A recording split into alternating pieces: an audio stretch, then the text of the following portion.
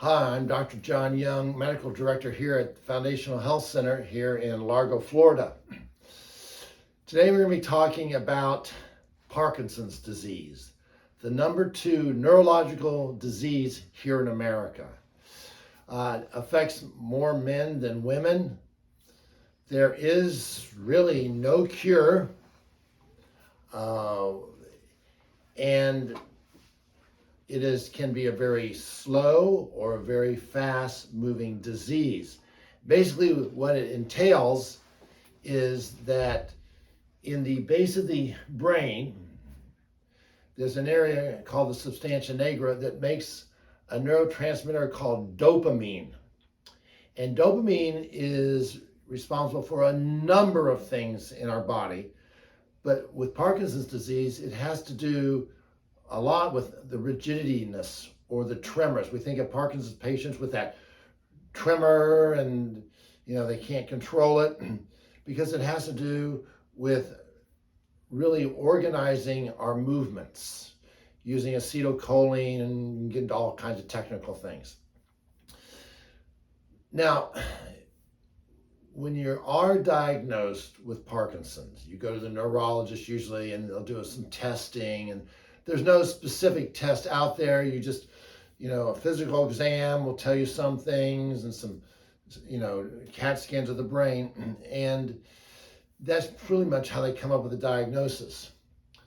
Now, it was discovered back in the 1800s, and it was, just a progressive disease, and there really wasn't much you could do.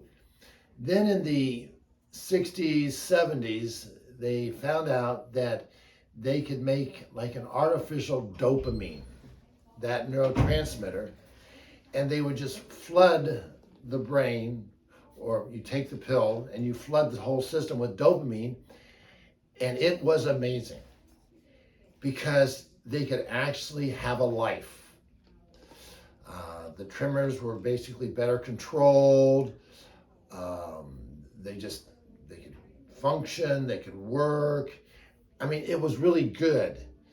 And so they started out, you did it once a day, then you do it twice a day. And I remember years ago saying, now you got to be careful with dopamine when you give it to them because, you don't want to give them too much. I never could figure that out. But what they found is that after a while it would stop working. So they'd give them more doses, and not twice a day, but 3 times a day, 4 times a day, 5 times a day, 6 times a day. I've had patients taking dopamine and that's like with any drug. You take a drug long enough, it doesn't work as well.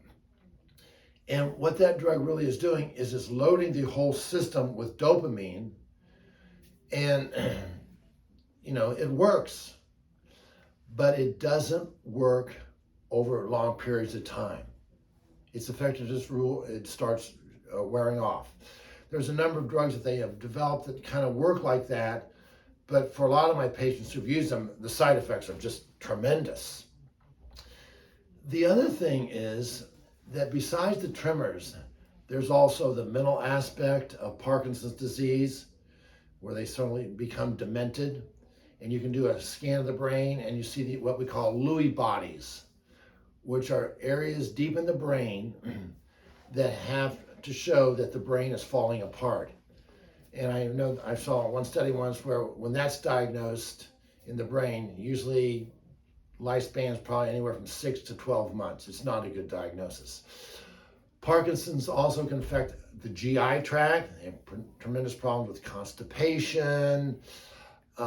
It just affects the whole body. It's more than just tremors.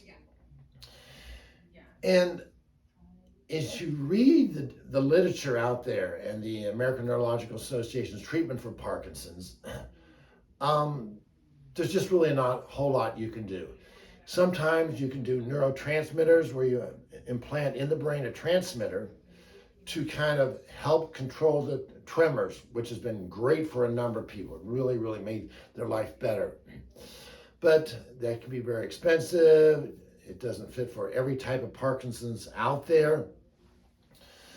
So what we've started looking here at Foundational Health Center is more all right, there's a dopamine problem and we're throwing dopamine at it, but what is really going on deep inside those cells, genetically, biochemically?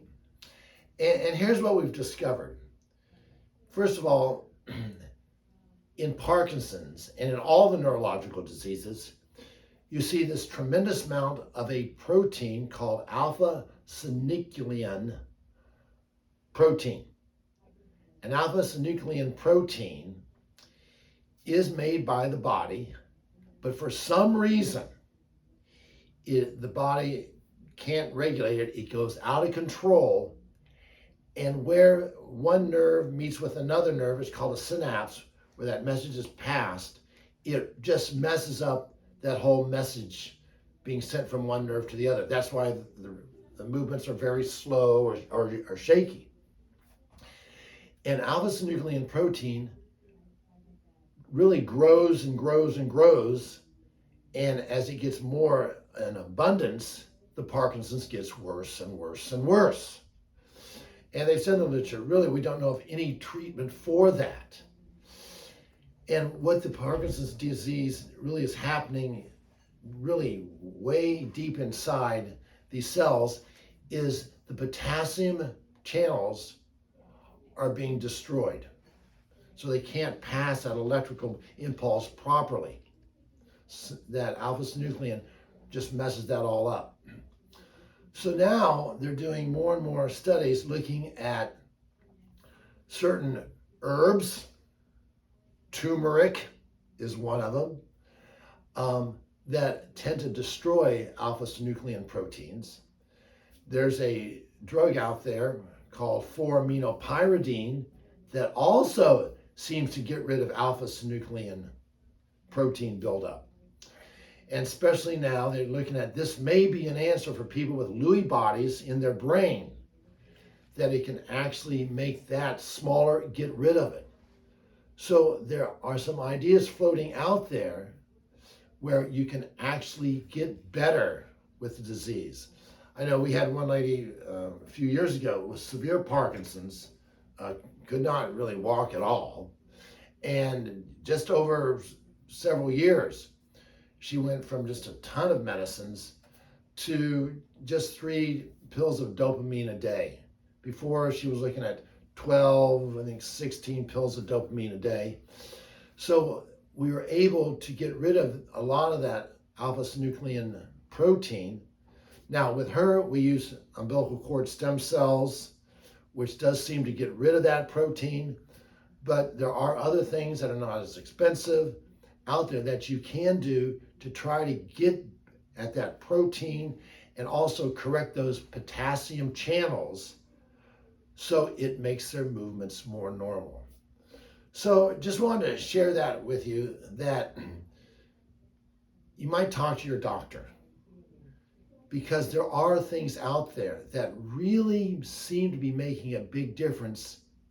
It's not part of their protocol, but there's good evidence out there that you can make these Parkinson's patients better, and it's better instead of just slowly watching them deteriorate.